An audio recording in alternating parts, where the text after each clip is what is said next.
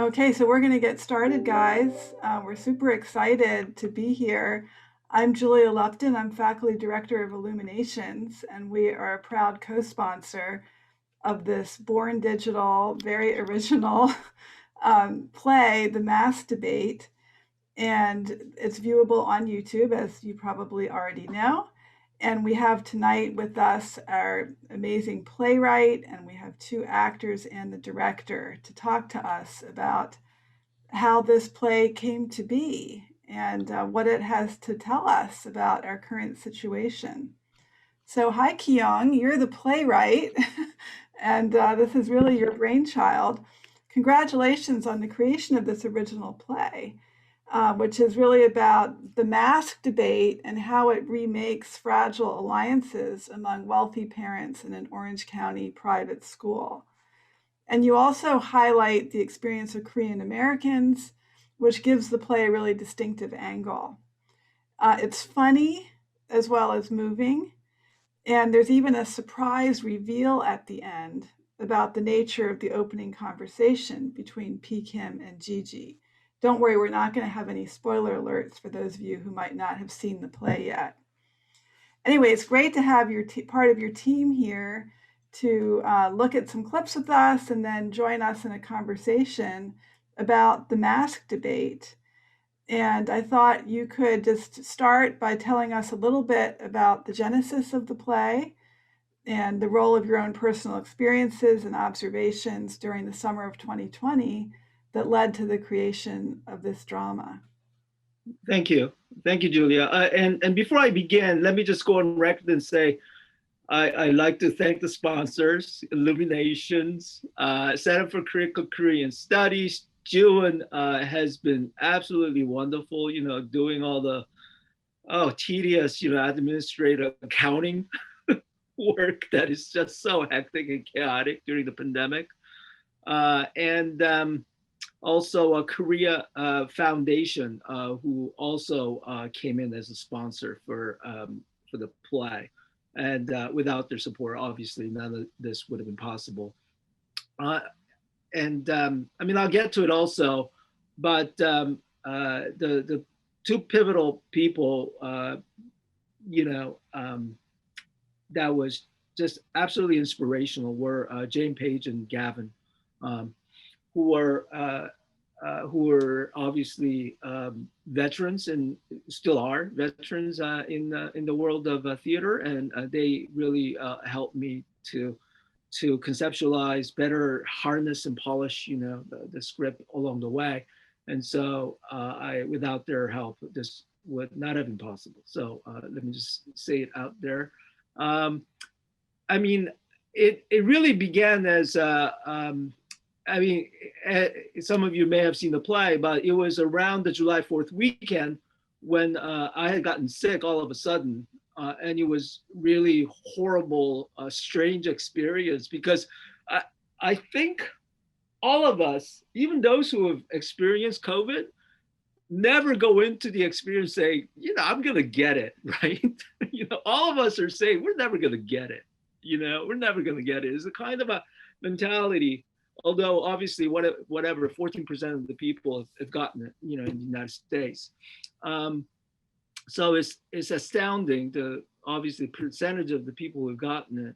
But at the same time, I think none of us who've actually gotten it were prepared, for this deadly disease. And when I had gotten it, it was just horrible, and I had to be quarantined and isolated, blah, blah, blah, from my family, because that's what you're supposed to do. And you're basically spending, 2 weeks by yourself. Because none of my other family members, lucky them, had not, had tested negative. So once I tested positive, I was all by myself, and I was kind of in this period of mourning and self-pitying, all of that stuff that you go through when you're sick. And so I was on the internet a lot, because that's the only thing that you're allowed to do during the pandemic. You can't go out, you're staying in, you have nobody else.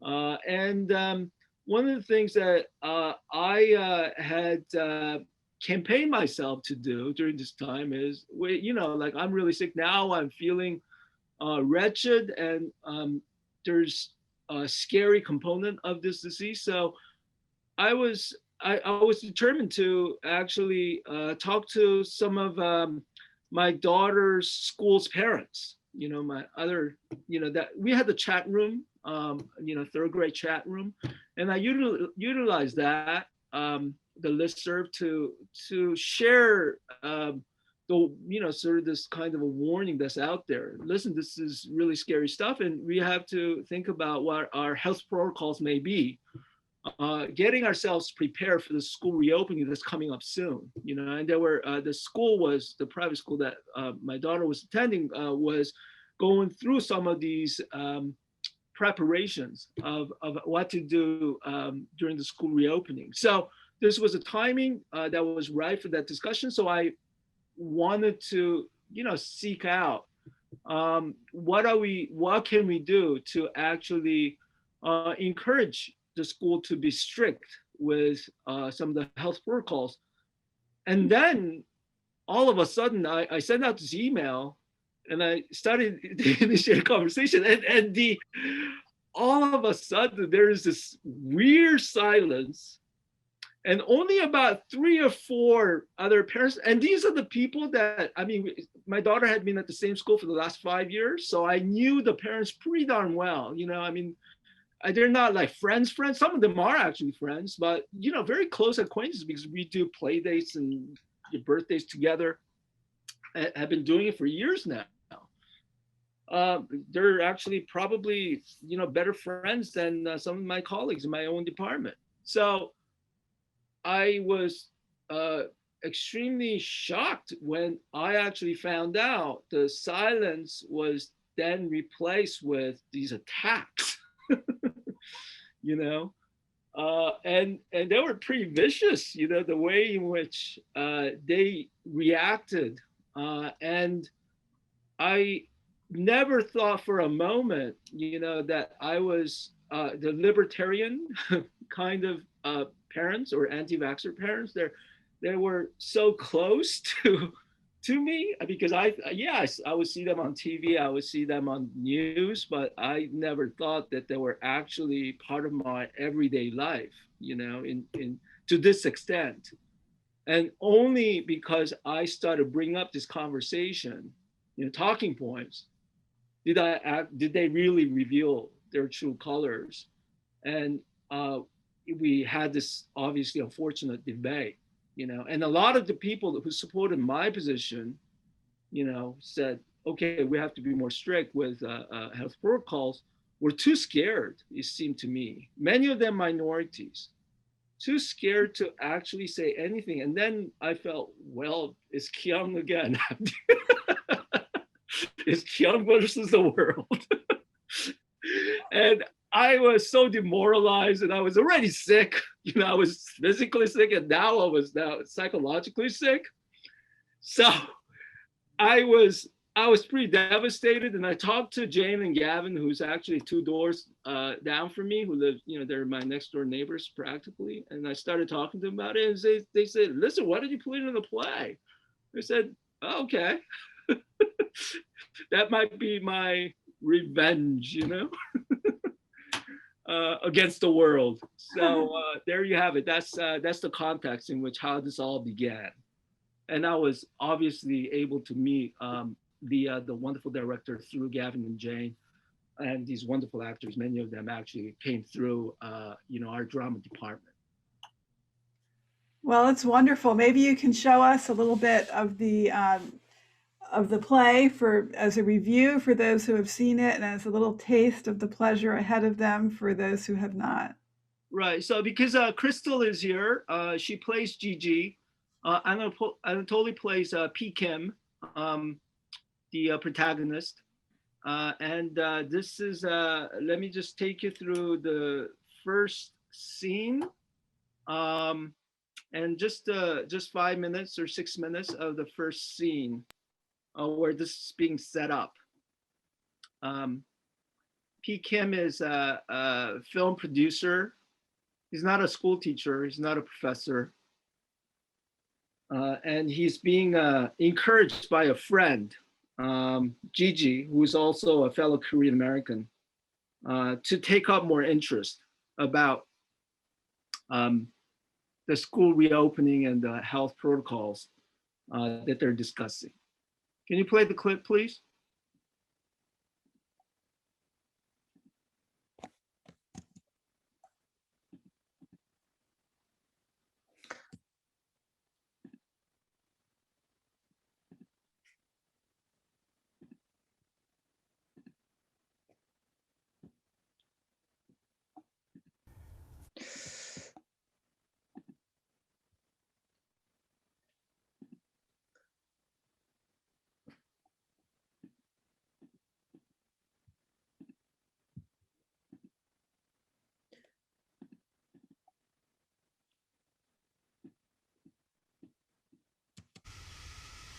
Did something happen to you?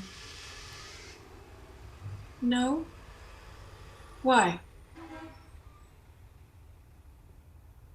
Because you look like not one day older than those days we used to live in New York. Oh, you must be getting those injections, huh?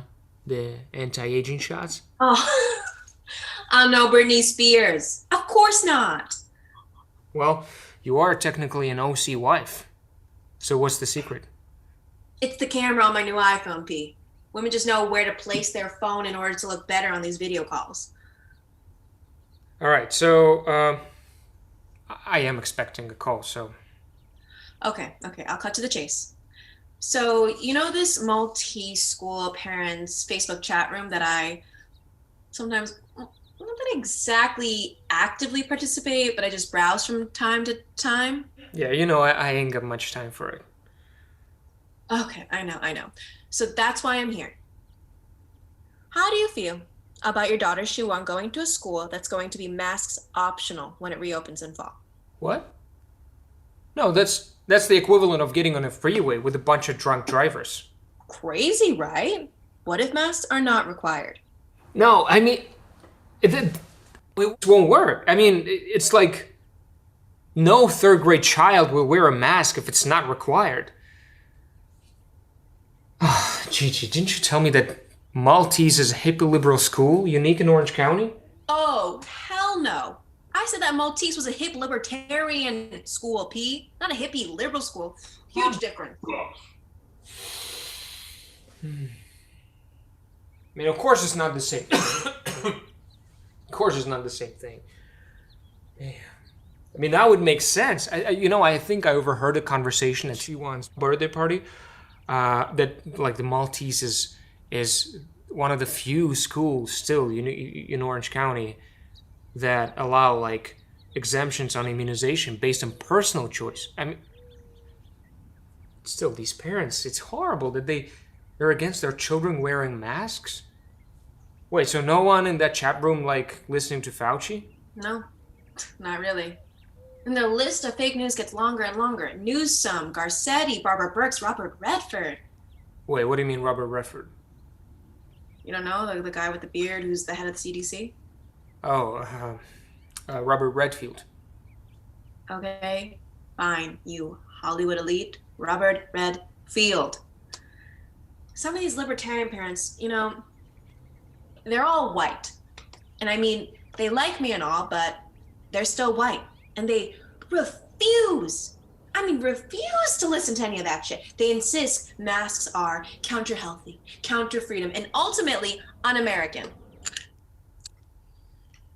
Wow. I mean, these parents were in my house just a few months ago. Well, America's death continue to climb if we don't wear masks. So give me a quick count here. How many are there? Well, America just passed, the 140,000 death mark? So them libertarians think us liberals are deliberately trying to raise that number to another level by... I mean, how many parents are trying to push this no mask policy? I'd say 6 sets of parents, and then a couple families on the fence. I mean, it's difficult to tell who's on your side. Plus, the libertarians think I'm one of them. Wait a minute. Those insulin shots. What a pain. So how many kids are total? Can't you see that class photo behind you? Well, it used to be 15, but one moved to Arizona and one another family just declared that they're choosing homeschool. So I'd say 13. 13. Okay. So it's a class evenly divided. Kind of like kind of like three members of BTS trying to fight over the control of the group with the rest. How many members are there of BTS? 6, Gigi. 6. Okay, Mr. K-pop. Pete, the problem is that I don't know how many is on our side just yet. So far, it's just you, me, maybe Miguel, and what's wrong? No, nothing. It's just I had this mild headache. But, a mild headache ain't so mild after a while. How long have you had it? Best 24 hours. What the hell? You sure? Did you get that headache checked out? I mean, it can't be COVID, but... No, Gigi, I know what it is. I even have a name for it. What, a name for a headache? Yeah, it's my pandemic. I'm blaming it on my writer's block. You're crazy. Yeah, it's the stress, and all I need right now is a little smoke to blow this achy away.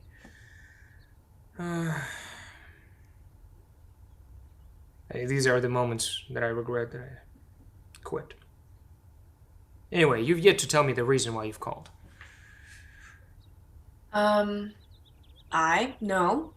We need you to write a letter to the school board to advocate mask wearing. Why me? Why can you write it? No, I can't. Okay, that's good. After back and forth between P. Kim, the protagonist, and his friend Gigi, he agrees to write a letter. And I always wanted to create characters. Every character, pretty much in the play,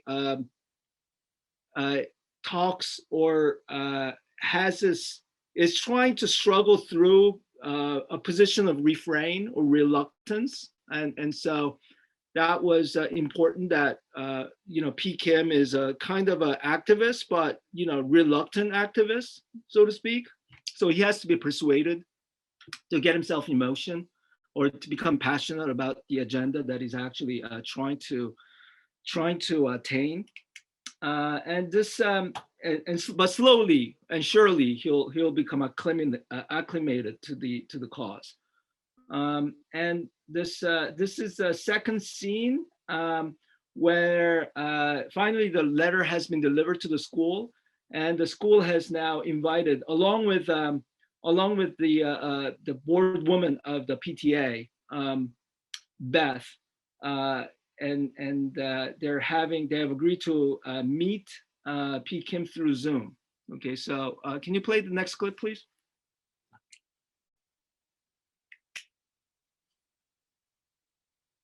This is another 5-6 minutes.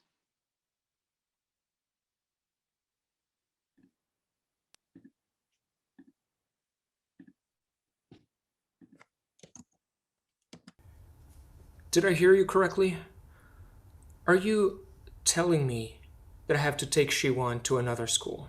Mr. P, what Beth here is trying to say is that our school cannot ignore requests made by parents. And thus far, in your third grade class, we have had 0.0% complaints about masks being optional. You are the first and only parent who has advocated a policy that requires mask wearing.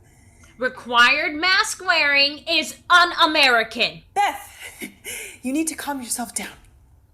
Mr. P, we are under an immense time pressure to distribute our reopening guidelines by next week.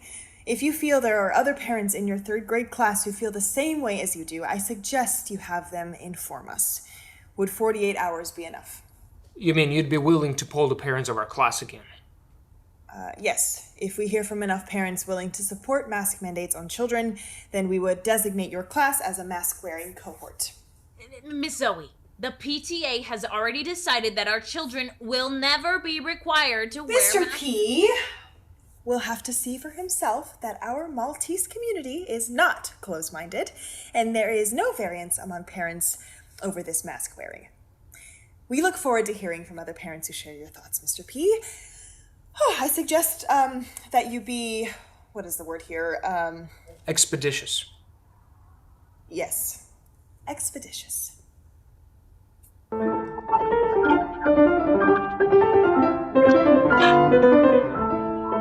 it is. My name is hashtag my daddy is weird. We'll be so very flabbergasted. Here we come as the next great TikTok creators. Why are you guys laughing? Wait, Sean, did you say my name again? Yes, mister, I forgot to wipe in the morning. Change it back. You are not Miguel the Great. Okay, I'll change it back. Mama's boy, but he's got no mama. Yes, he does. Eli is his mom. Guys, change it back. The friendship necklace. You're still wearing that on your neck. Who's got the other half? I don't want to say. Of course it's Casey. Who else? That is the last time I am going to Claire's and getting Casey a friendship necklace. She didn't even say thank you. I love Claire's. But I can't go. Why can't you go? Because the store requires everyone to wear masks. So why can't you wear one, Brittany? 'Cause my mom doesn't let me. Really? Yes, masks got carbon dioxide. Wait, what's that? It means poison. Really? Oh, is that why you said masks are un-American? Mm-hmm. But why would Governor Newsom then tell people to wear them? Is he trying to kill us all? Okay, gotta go, guys. It's my daddy. I thought he had COVID. No, I was just kidding. See you later. Daddy! Hey! Honey, is your cough getting any better? Hey, so how are things in San Bernardino? Yeah. Okay, the Newtons started asking where you were. Wait a minute, what's a lighter doing over there? What lighter? Oh! Hey. It is a lighter, isn't it? Yeah, I was just working on this last scene where a guy blows himself up at a gas station with a bomb tied around his waist. So, like, in order to imagine, that last scene, what a kamikaze bomber would feel like, holding up a lighter, kind of like before blowing himself up. So I was using it as a prop, that's it. P, you better not be smoking now. You're going to kill yourself during the pandemic. Mom, I'm talking to Daddy. Hey, Shiwan, what are you playing over there? Nothing. Just Wheel of Fortune on my Chromebook. Okay, thank you, Yorin, for playing the clips. Yes, so that should give you some idea of how the play is conceptualized, dramatized, and then executed. That's super to, fun. Yeah, to give it a form, and not necessarily be autobiographical, to as well. Although it's obviously based on, unfortunately, a story that did come my way. Yeah. Well, it's really fun to see those clips and to experience the pleasure of this again.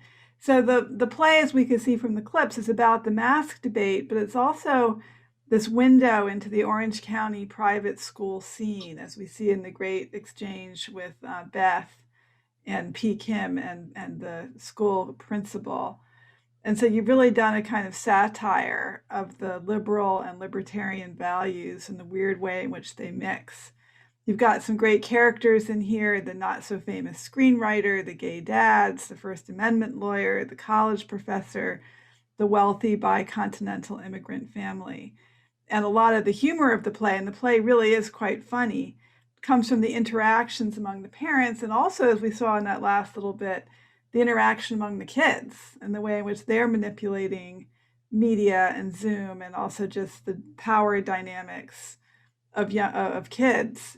So can you tell us a little bit about the satiric aspect of the project? Yeah, I mean, all along the way, I thought the entire, I mean, a lot of the elements, the original elements were farcical, I mean, because it's so tragic that, we're not listening to Fauci, but also because, as you pointed out, it's, 2-3 months ago when we did a bit of a live reading, there is the Montagues and Capulets here, right?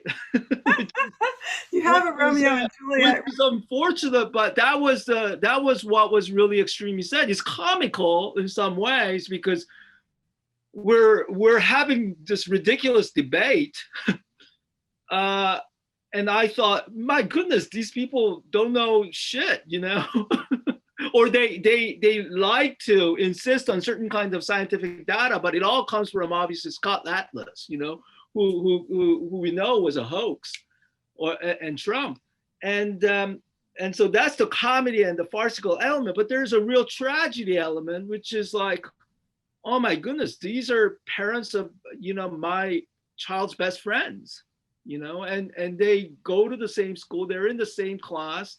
They're mingling all the time together, and we have to supervise them together. They've been over at my house, we've done, play dates together, and yet, we now are entering a very, perilous kind of times, and where we're saying, I don't think we want our children to be playing with your children, right? In that way, I mean, it's all of a sudden, it's like, you're my sworn enemy from this point onwards.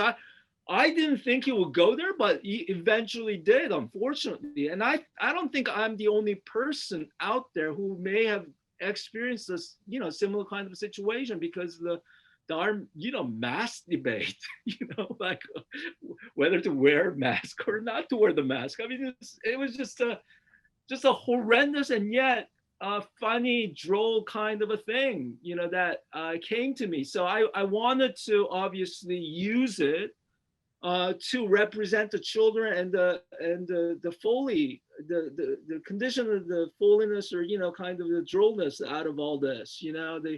The caricatures in which that compose the complexity of the Orange County, to me, was important. And why are also Asians staying out, of this debate, which to me was an important question. Why are these other Asian parents, who are obviously, represented in the school, only insisting that they privately IMing me, right? Rather than being very forward and being open about this.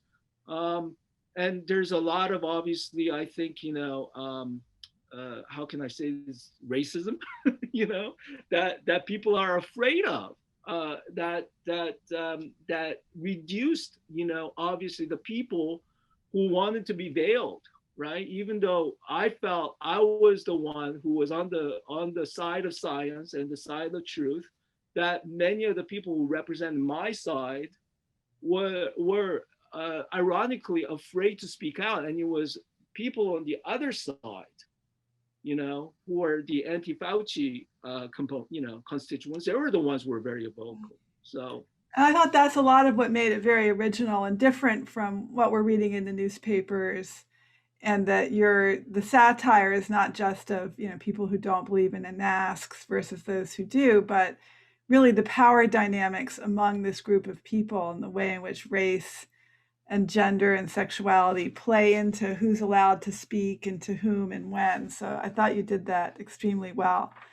I have some questions for Leah, our director. So maybe Leah can pop on. Leah, it was really, I've been watching a lot of Zoom theater since the pandemic started, and I was really impressed by the whole design process and feel of this play slash video film.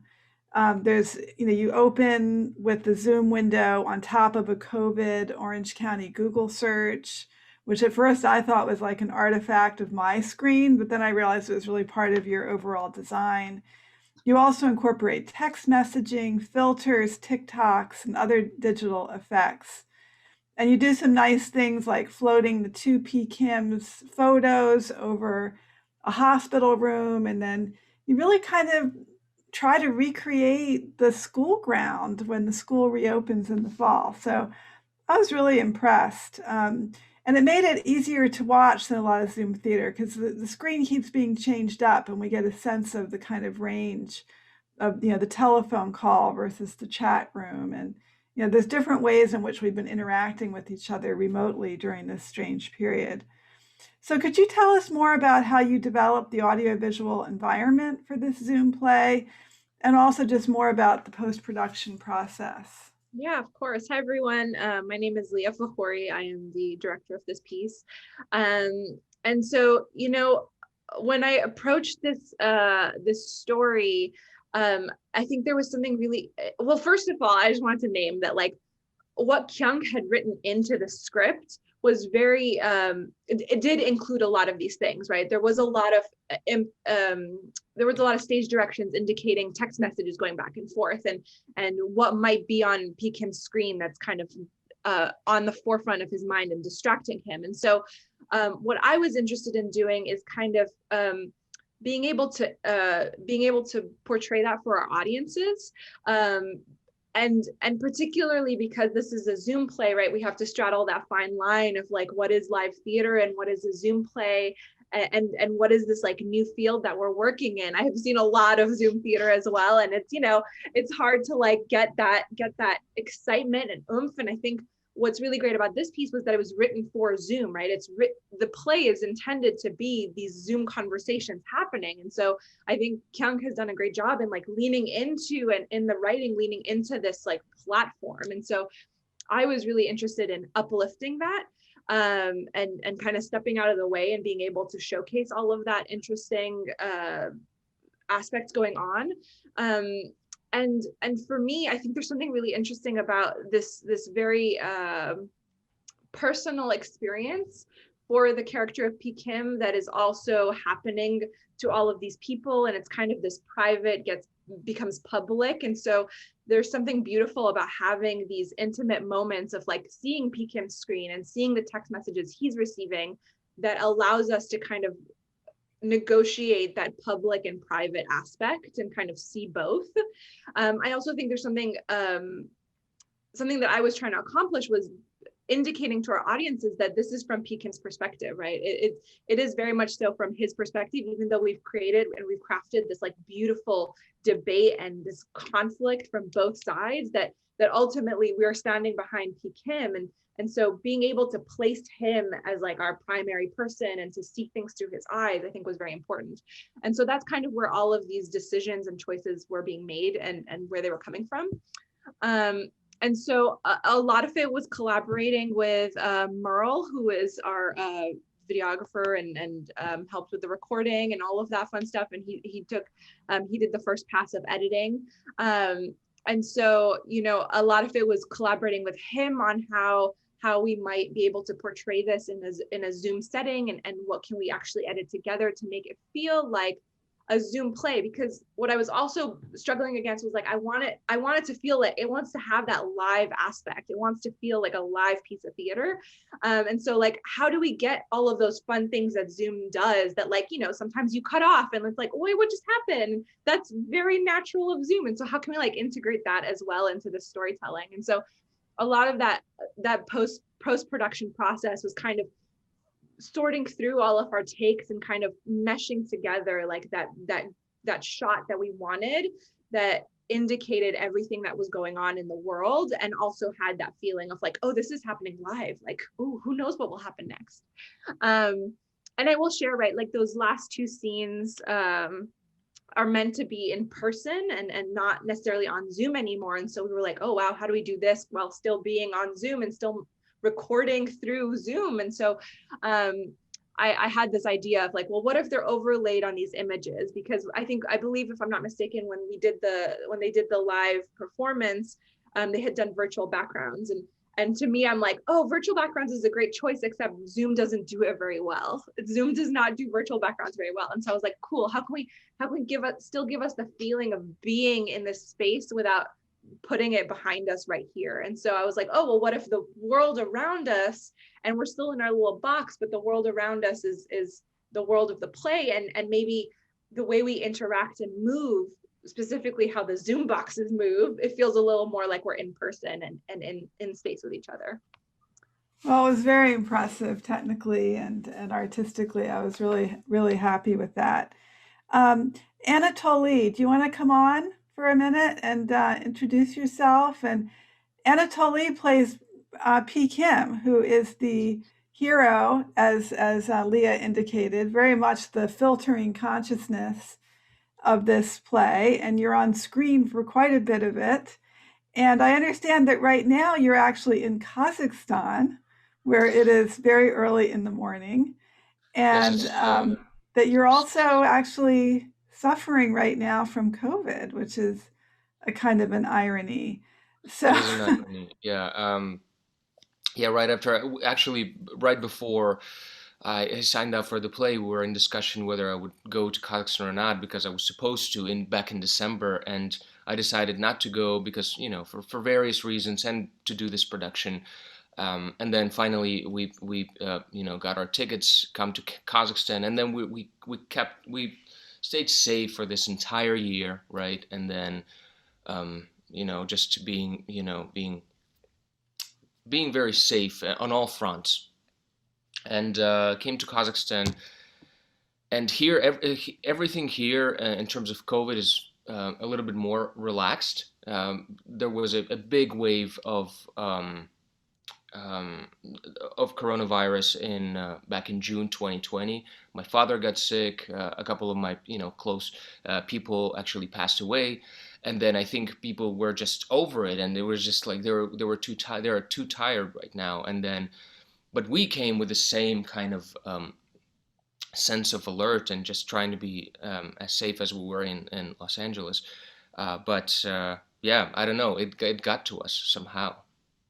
and after you had done this production and played this character, so can you tell us a little bit about the character, how you understand the character, how you're drawing on experiences, and what you bring to it? The play. As soon as I read the play, first of all, I heard the concept, and I thought it was amazing to kind of. It was very artistic and even innovative to put something into Zoom, to put a play into the Zoom framework. So kudos to Kyung for great writing, and I enjoyed every scene, every monologue, and every dialogue, and the character arcs, and in that sense, it was rather easy to work on the play because all the dynamics were already in place for all the characters. And one thing that is that I found that I found interesting working on this production was that when you like, for example, when talking about a traditional film or traditional theater, if one would put it on the compass rose on the opposite sides, Zoom definitely falls somewhere in between, because it's you have the length of the scenes that is more of that you would encounter in theater, in terms of going into the scene and then kind of developing this relationship with a scene partner or partners, and then you have film intimacy that you have on Zoom, and then that was one of the things that was kind of really intriguing to work on. But yeah, now I mean, obviously, right now I know more about being sick of COVID, or thinking that I'm sick of COVID than I was back in December. So I was, I was just using. I was doing research on what people were experiencing, and what people would go through as they were developing the symptoms and stuff like that. We just had a conversation with Kyung, and I still don't have some of the symptoms that he had when he got COVID back in July. But yeah, it's it's it's very it's ironical to have COVID post production. Yes, art, life imitating art, very much, right? And we have a comment here from Andrew Hernandez saying that Anatoly, that he enjoys your character, you brought life to it and make the story stand out with the motivation and will of P. Kim. And he wishes that you and your family will recover from COVID quickly. Oh, I'd thank you. love to talk with Crystal for a minute, and please, audience, please post questions in the Q&A or the chat, and we'll take those as well. So Crystal Kim plays Gigi, and we don't want any spoiler alerts about the character of Gigi, but we do want to hear from Crystal about, how she approached and envisioned this character. I know, Crystal, you've done a number of Zoom plays. Back in August of 2020, we did the Midsummer Night Zoom together, which was very exciting. And you were also involved in the live table reading of this play.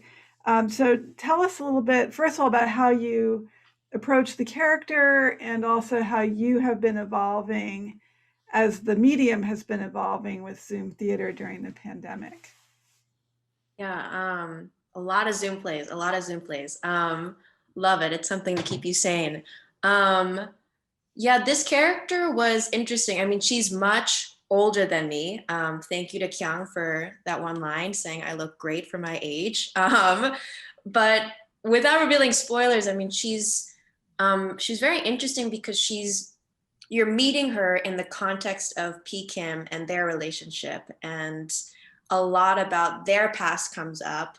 So in a way, I feel like she's always living in the past in the Zoom play. She's also living in this present moment of trying to persuade P. Kim, but she's really straddling time, and she's like a ghost in that sense, or like a memory or a remembrance. And like ghosts that come visit you in your life, hopefully not too many have, she is a little bitter, and she's also on like a really big mission. So she's very strong-willed.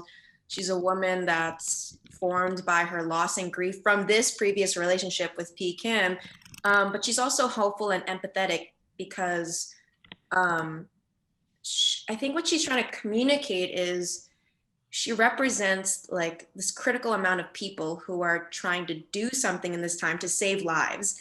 And I think her character really shows how difficult it can be to get people on your side during this pandemic. And even P. Kim, who agrees with her, is like a little stubborn about writing a letter and like doing some extra work to get the school to mask up. And I think it becomes very personal. I think her character shows how personal it can get. She's like, I have diabetes. Like, this is really serious for me. So I think her character is really important in the play because she represents those people that are like, can you all please help me? Like, can you please take care of me as like a member of this community that's really suffering? And yeah, I can't say anything more because then I would reveal more about the play. Yeah, that's really, because I mean, P. Kim is a little bit of an accidental activist, and even an accidental dad. I mean, he doesn't seem to know the other parents very well, and he just wants to write his screenplay and do his thing and smoke his old cigarettes and stuff.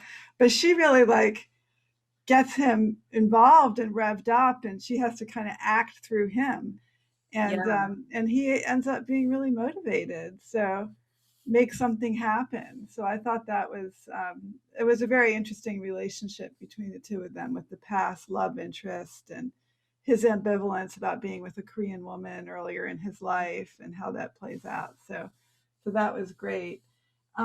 There's a question here from Goran, who also attended the table reading. And for Professor Kim, he'd like to know whether the parents from your kid's school have heard about the play or seen it, and if so, how they've reacted to it. And I should say about 1,100 people have seen this play now in its current incarnation, so it's definitely out there. We could even call it viral. Yeah, yeah. Watch out, Cy. Here we come, right? No, I don't. Yeah, I don't know because I haven't reached out, to other parents yet because I don't know how they're going to react. I'm hopefully I don't recognize any of the people actually who's attending this event from my daughter's school. But this is a thing. I mean, uh, partly because of some of our efforts to make the school actually hear from concerned parents about mask wearing. Um, the school did actually not only make the mask wearing mandate, but they are actually one of the strictest. They have imposed strictest guidelines among all the schools in the area. So one thing that has happened is those parents that I had disagreement with over the summer ended up, there were actually 7 parents to be exact. I manipulate the number in the play, to make it more simple. But those parents actually did end up leaving the school, and they are now, they have chosen to homeschool. And the thing is, I've heard that they cannot come back to the school because, once they were there, it was okay. But the school also changed the policy that no longer allows vaccination to be, optional, right? So I think the problem that I had with the school was because, and this is also in the play, there were so many anti-vaxxers who actually came along, and I didn't read the fine print, like 5 years ago, who did, right? That allowed vaccination based on the freedom of the parents' choice, right? So this was one of the very, very small number of schools that are available in the area that allowed anti-vaxxers to come in. And mind you, like anti-vaccination also movement was at one point kind of a liberal left movement, right? It was I believe one of the Kennedys, right, who started this organic farming, all of these animal rights, all of these agendas. I think that green earth, a lot of these agendas that we think are part of the fabric of left movement, liberal movement, is there's an overlap with libertarian, movements that constituted, I think, 80s and 90s political landscapes. So this was one of the things that I think still is very confusing. It's the left-right divide on this matter is not cut clear, and that was the reason why I think I got myself caught, in this kind of conundrum. I'm like, what the hell, what the hell's going on?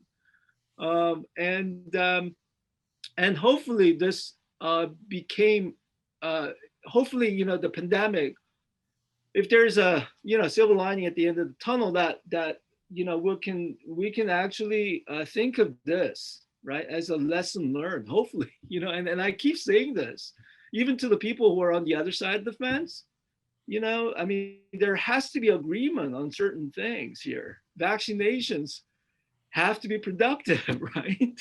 Well, there's some sense at yeah. the end of the play of a kind of provisional peace that's been reached in that playground area out front. This is a question maybe for Leah, but also for Kyung, which is tell us about the children actors and working with the children and the way in which their bullying and social relationships kind of parallel the world of the parents. That's all very charming and funny, but also perceptive. And getting those kids to act on Zoom was probably its own challenge. Do you want to start? No, go ahead, Leah, and then I'll. Okay. I was just going to share that they're amazing. They're so great. They're just such phenomenal little actors, and just like showed up with such professionalism every time we had rehearsal. I think, you know, when you work with youth, you just need to spend some extra time walking them through all the things and like helping them make the choices that you would generally expect an actor to just like try on their first turn. And so, you know, carving out that extra time to work with them, I will say, all three of those young actors were in the live reading. And so I think, you know, they were heavily worked on by Jane and Gavin, right? And I think they were set up for success. So when they came in, I was like, oh wow, you're like so much further ahead than where I thought you would be in terms of like where we're at in the rehearsal process. And so it was really being able to just like craft moments with them and get them to play, because I think so much of acting is playing and being in the moment and being authentic in that moment. And so seeing them open up for some of those moments was really great, and seeing them have some fun in some of those moments, because they are ultimately having fun on Zoom together, and then it turns a little sour and it gets a little intense and rough. But that ultimately that's what they're doing, is they're playing, they're bored, and they want to have some fun time together. And so it was just such a pleasure working with them, and they're all phenomenal, and I'm obsessed. Yeah. They were just God's gift, right? Those three kids, and we had auditions, obviously, to you know, to pick out those three children. And I'm sorry to rant about this, but you know, I mean, this is the thing, and Crystal can and Anatoly can talk about this a little bit more. Is that, you know, when I started out, it would be, I assumed, because so many kids are in theater, you know, around here, that it would be easy for me to get Asian girl and a Hispanic boy to play these parts that I needed. And it wasn't that easy.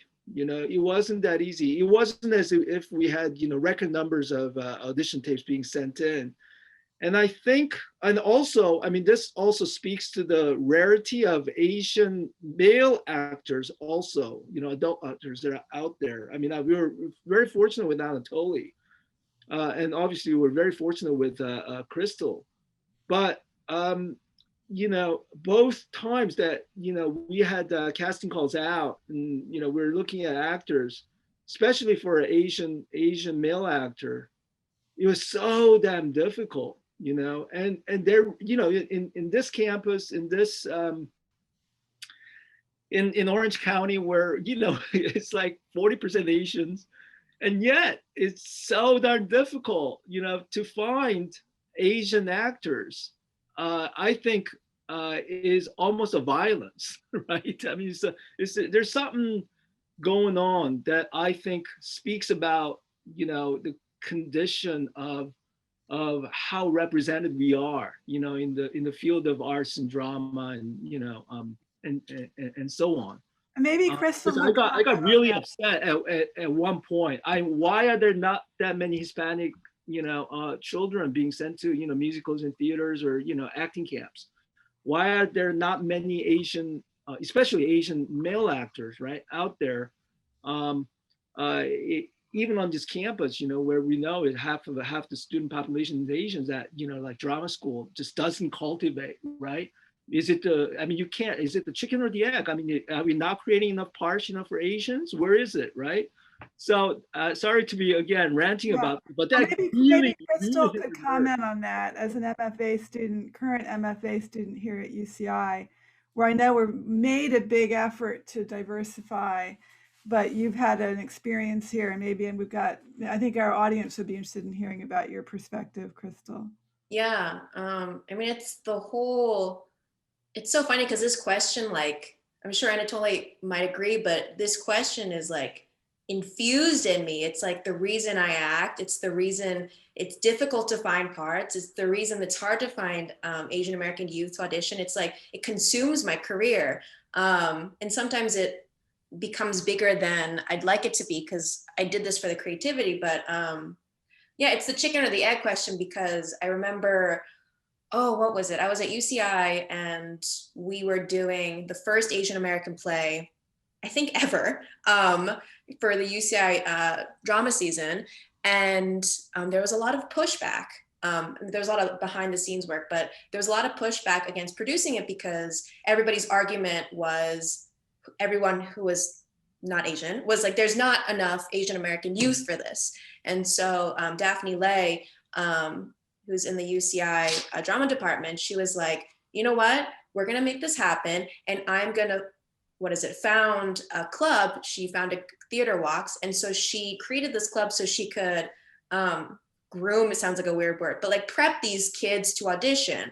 And so that's when I think you turn acting into like an activist adventure. You breed these people so that they can audition for the play, so you have more representation. Then people see people on stage and go, oh, it's okay to have an Asian person on stage. Let's keep doing this. That was wonderful. And it's just about numbers, and it's just about getting people seen, visibility, but it's so difficult. But once you get that ball rolling, it's magical.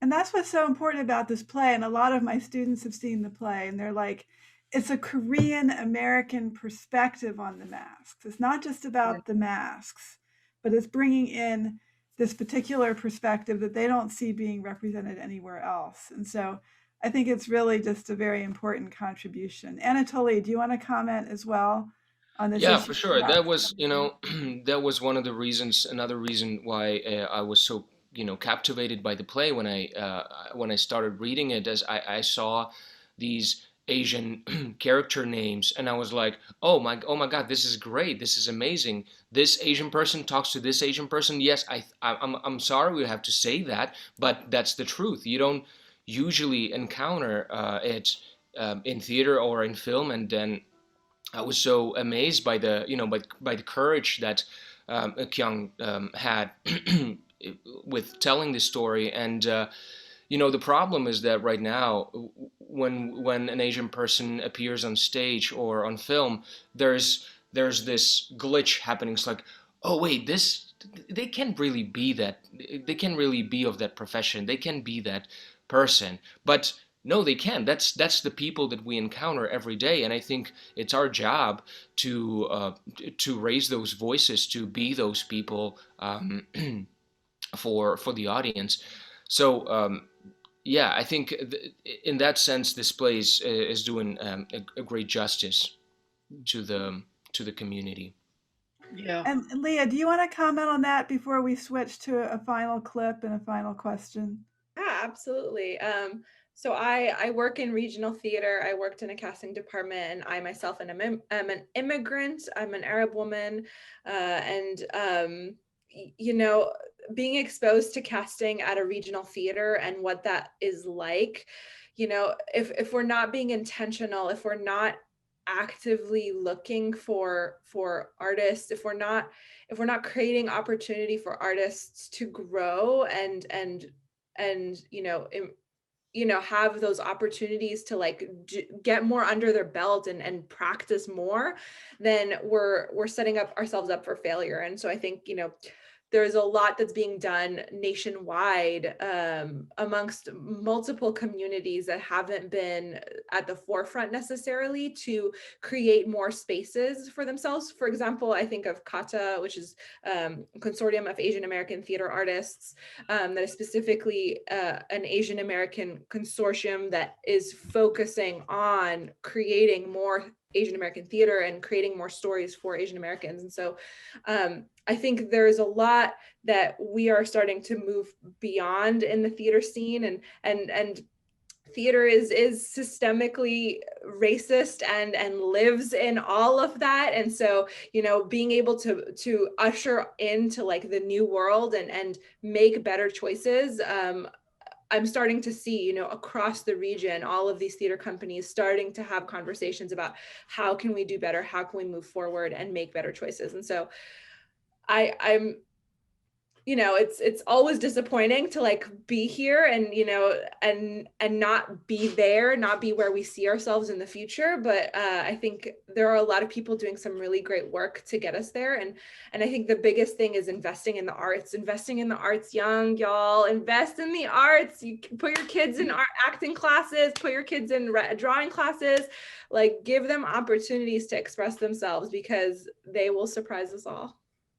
Beautiful. Yeah, I think everybody's right. I mean, everybody's dead on about starting young, but also, like for instance, I think underrepresented communities like Black community and Hispanic communities have to be obviously supported, and we really need to it's small or big, so Segerstrom, I mean, I reached out to them, and they just couldn't provide any of the children actor names, right? Of those communities. It was almost shameful. I mean, they would give me a long list, but none of them obviously representing underrepresented minorities. So I mean, we really need to find ways to be shamed of even very young kids are not taking up obviously art or not having the privilege, right? And because in this country it's a privilege, yeah, to enjoy those privileges of dwelling in those and cultivating those art and drama, is Here's a great. This is going to be our final comment from the audience. This is a nice segue, I think, into our third and final clip from the play. Um, this person, Jung Hyun Hwang, said is really impressed by the creativity of all of your cultural references.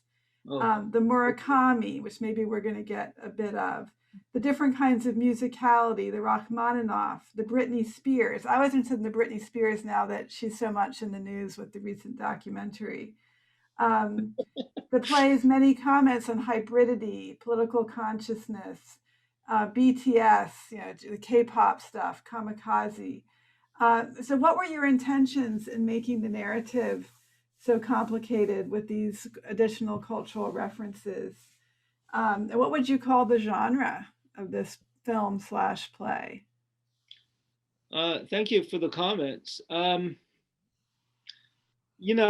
Haruki thing was intentional because I wanted to think about, conceptualize the play under the sort of this Kafkaesque unknown, unknowable. And that was the thing, like when I think about the pandemic or the kind of a sickness that I was going through, I was picturing, Kafka's Castle, trial, those great, modernist literature of 100 years ago. And that's why obviously the protagonist's name is P, to give it a spin, right? And like following after K, Kafka. So Kafka's protagonist. But I thought it was kind of too pretentious if I actually like tried to quote, Kafka. But I know Haruki, is equally inspired by Kafka. So that was kind of a detour to make it less pretentious, if you will. So that was my pitch to throw in, Haruki maybe twice to think about, okay, this is homage or a tribute, to Kafka, but through Haruki was the kind of a space that I wanted to explore, and that's how I went through that thing to make it less metaphorical, if you will, and more metonymic. And then the yeah, I mean, I was thinking about, I mean, I can't respond to address everything that's here. Actually, it's not Rachmaninoff. It's actually Brahms. But I thought Brahms was I was given, like my niece is a concert pianist, and she threw me a bunch of recordings that she did. Chopin, Rachmaninoff, and then Liszt and Brahms. And I chose Brahms because Brahms strikes a chord that I think is between tragedy and comedy.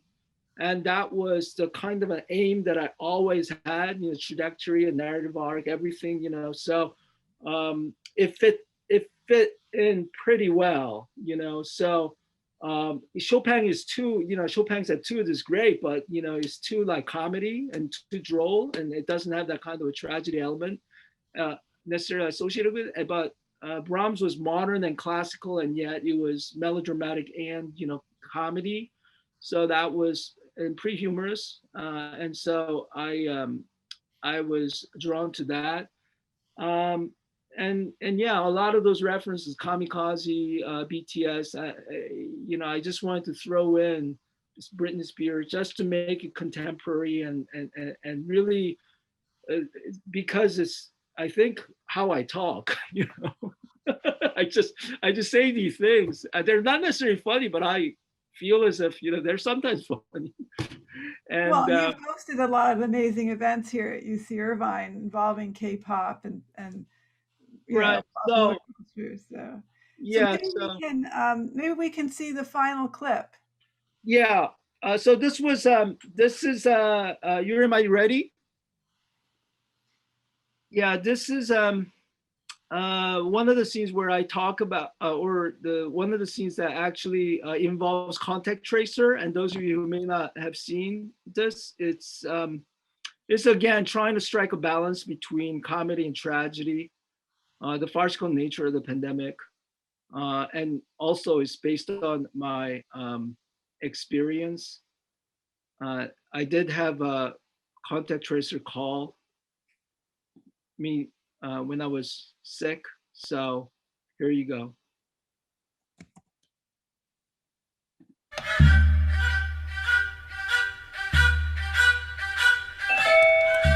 Hi, is this Mr. P? Yes. Were you Can I able help to you? see email I sent it earlier today that I'd be calling? Yeah, I don't recall getting one. Oh, that's okay. It's probably in your spam folder. Oh, no. I didn't hit the send button. I'm doing it right now. It should be in your inbox any minute. Anyway, it's just a simple email that basically explains to you our role in mitigating the spread of the virus. Okay. Yeah, it's here. My name is Kathy Singh, with an H in the end, after my husband. I work for the Orange County Healthcare Agency's Communicable Disease Control Department. We're what most people are referring to now as contact tracers. Great. Can I help you? Yeah, well, let me just make sure. Am I speaking to Mr. P. Kim, 14 Miles Court, Irvine? Yes, that's correct. Okay, so you tested positive for COVID-19 on July 6th. Is that correct? Wait, hold up. I did get tested on July 6th, but I have yet to receive the result of my test yet. Oh, you didn't? Your doctor has not called you? No. Wait. Okay, just let me quickly log into mychart.com and see. Yeah, I see no result of the test posted just yet. Oh, I'm sorry. Oh, shoot, where did that questionnaire go? Your doctor, he's probably overwhelmed because in our system, you are one of the people who tested positive. What? Oh my. Again, so sorry. Take your time. I'm so sorry that I'm the one who has to be breaking this news to you, but you should probably try to call your doctor after our conversation. You know what? I can I can just call you back. No. Wait. So, like, how did I get it? No. Like, who gave it to me? Your office called me last week and told me that I have to quarantine and that I have to get tested because I was exposed to someone who had tested positive. But, like, I don't know who this person is. Oh my god. No, wait, this is absolute BS. You first call me and ask me to quarantine without giving me any information, and then you have the nerve to call me and tell me that I'm positive.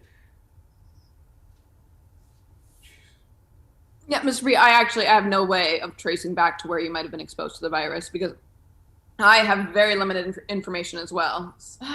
God, where could that questionnaire be? No, Kathy, isn't the point of your job, the contact tracer, to trace contact point of infection? Like, if you don't have any information on how I got infected, What's the point of investigating any of this? My job right now is very limited. It's basically to call and ask questions based on the instructions given each day through an email. We type our responses into the system and it becomes part of the database. It provides information to our supervisors. So who are your supervisors? Can I talk to them? Yeah, I'm afraid you can't. Look, I don't even know who they are, but let me assure you that we separately database our phone numbers and names of the people who tested positive in order to protect their privacy. No, but you already had my name, my phone number, my address. Like, I didn't have to give you my name. You already had all of that information. Yeah, you got me there, Mr. P. That's right, but this private information is securely stored and the content of our conversation will not be disclosed to anyone. Somehow I find it very hard to believe. Can we finish with this conversation and so I can call my doctor? Yes, there you are. Yes, of course you can. Of course we can. I just need to ask you a few questions. It's only going to take a few minutes. Okay. If any of the questions make you feel uncomfortable, you can choose not to answer.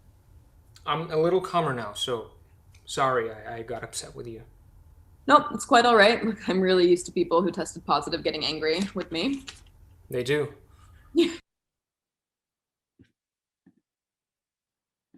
Okay. Oh, Great. I didn't want that scene to end. Yeah, it's available. Guys, you have to watch the whole video if you haven't seen it yet. And it's really great. Just a final question for you, Kyung, which is, what do you have plans to develop this piece further? What's the next step? Yeah, I've been fortunate enough to have a couple of people, in the industry contact me about exploring certain avenues to think about. This obviously can't be a season-long series or anything, but can you reconceptualize and try to think about extending it? Maybe this can be a pilot. That's how industry people usually like to think. This can be maybe 30-minute pilot, but the ending is kind of too obvious because the school's going to reopen and they just have to wear masks, and that's how it is. So what is it going to be, right? That would entertain people who may expect to come back for an entire series. And so I'm trying to write maybe 10 episodes, where Mass Debate can be one of the episode, but no more. But other things that may happen to characters, Asian American characters in Orange County through the course of the pandemic. And so that's what I'm trying to develop with a couple of people in the industry. And this is the thing. P. Kim is not only Kafkaesque because I like Kafka, but he's kind of a figment of my earlier life, which I was doing a lot of hustling around the film industry, pitching documents and pitching materials, right? Pitching scripts. Some of the people that I've actually was very good friends with, Jason Blum, for example, has become one of the big producers. Very successful. So, trying to still keep in touch, and they're like, "Where have you been the last 10 years?" Well, I've been teaching. I've been here all along. UCI, but I had to leave the scene. We'll see. We'll see how. This was great. Trying to again reawaken me. If pandemic did anything, and the COVID, it did awaken me from this kind of slumber that I had. Oh, I don't want to go out and try to write creatively and to, hustle. I'm too old for that. I've moved on. I like teaching. Is what I do now. But hey, there's a creative juice in me still left, and maybe I should exploit that. So that's very exciting. It's wonderful to think that this would be a Born at UCI adventure that might continue. Maybe we'll be able to keep together some of our amazing team. So definitely send us updates. We're very excited. And I want to thank Anatoly and Leah and Crystal, as well as Kyung, for a great piece of drama and a really fascinating, wide-ranging conversation this afternoon. So thank you so much. And thank you to our audience. And we will be posting this to share with you and others next week. Thank you.